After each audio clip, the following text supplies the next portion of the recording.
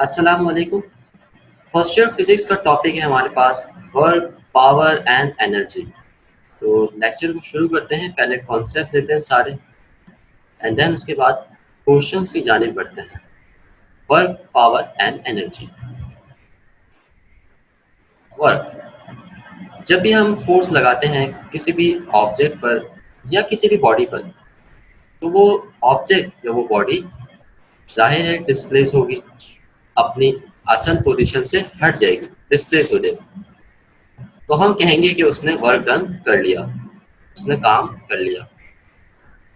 जैसे गाड़ी को अगर मैं धक्का लगाऊं तो मैं ये कहूँगा कि गाड़ी ने वर्क डन कर लिया, क्योंकि वो डिस्प्लेस हो गई बाय अप्लाइंग फोर्स।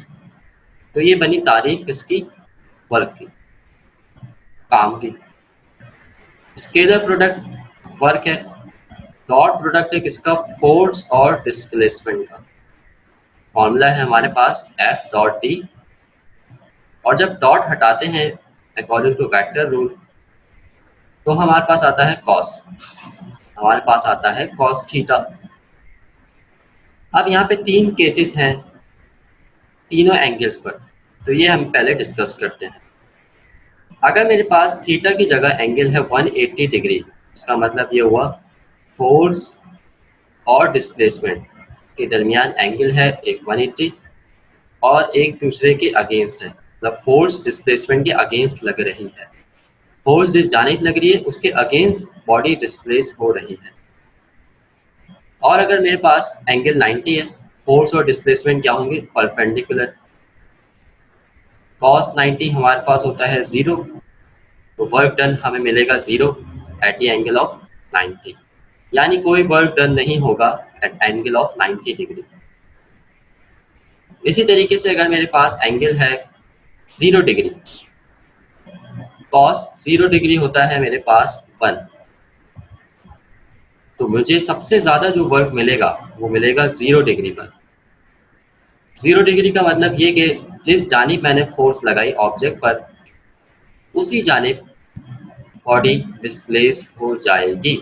तो ये तीनों केसेस हमें दिमाग में रखने हैं, 180, 90 और 0 डिग्री। वर्क डन 0 कब होगा?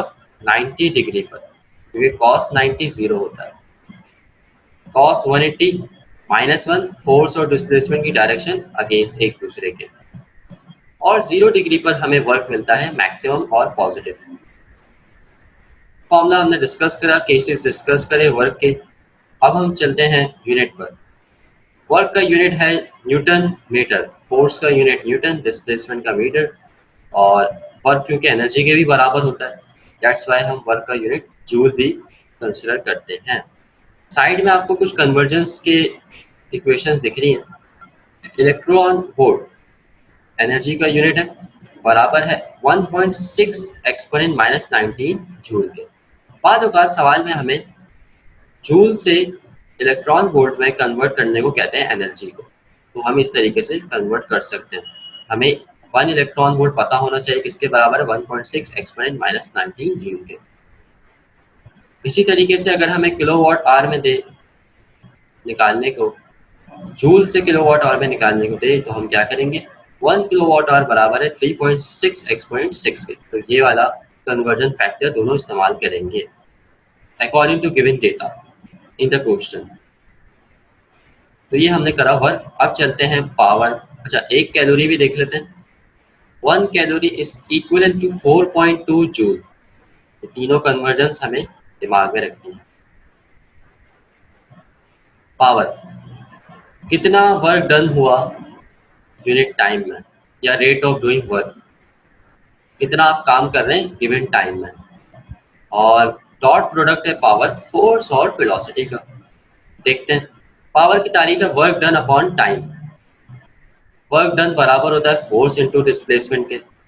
डिस्प्लेसमेंट अपॉन टाइम होता है वेलोसिटी, यानी कि डिस्प्लेसमेंट टाइम के साथ अगर चेंज हो रहा है तो हमें मिलती है वेलोसिटी। डी अपॉन टी की जगह मैंने रख दिया वी, तो पावर आ गया dot product force into velocity का। पावर का यूनिट है हमारे पास वॉट। ब्रिटिश थर्मल यूनिट में पावर का जो यूनिट है वो है वॉट, SI सिस्टम में हमारे पास आ जाता है जूल सेकेंड, जूल पर सेकेंड। लास्ट वाला जो यूनिट है वो हमारे पास आया इस फॉर्मूले से। फोर्स का यूनिट है न्यूटन, न्यूटन। डिस्प्लेसमेंट का यूनिट है मेरे पास मीटर। टाइम का यूनिट है सेकेंड।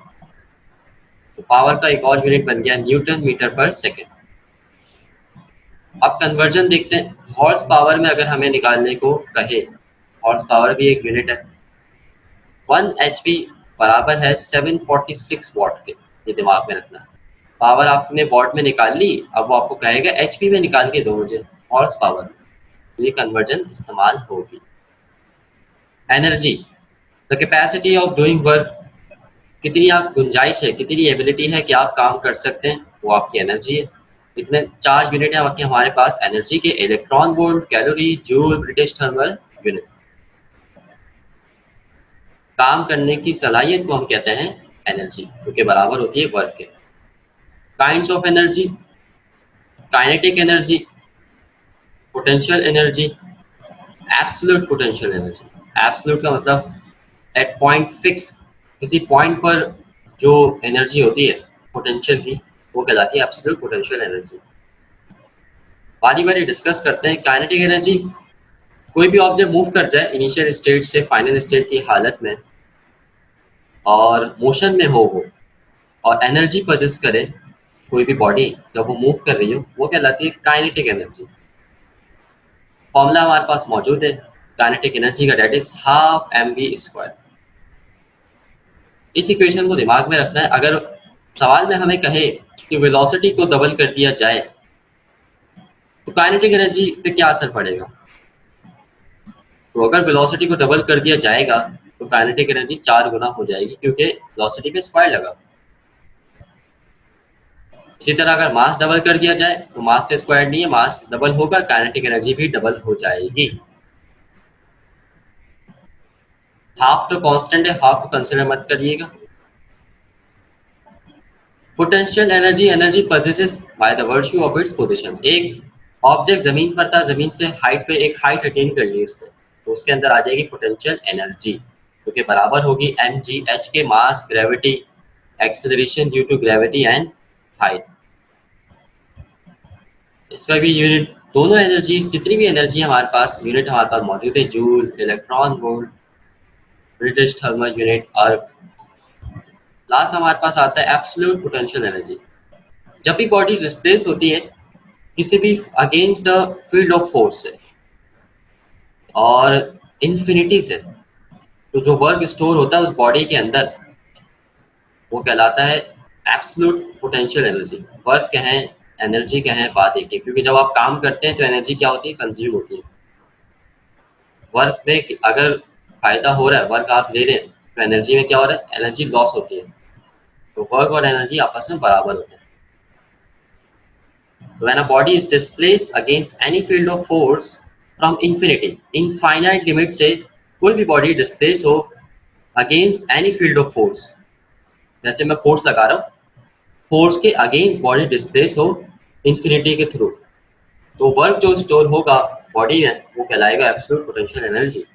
फॉर्मूला है मेरे पास इसका, पोटेंशियल एनर्जी एब्सोल्यूट एक फिक्स पॉइंट बराबर है minus G universal gravitational constant mass of earth small m, और डिनोमिनेटर में आ गया रेडियस। ये आपने chapter number 6 first year physics gravitation में भी ये वाला फॉर्मूला देखा होगा। अगला टॉपिक है हमारे पास एनर्जी कन्वर्शन।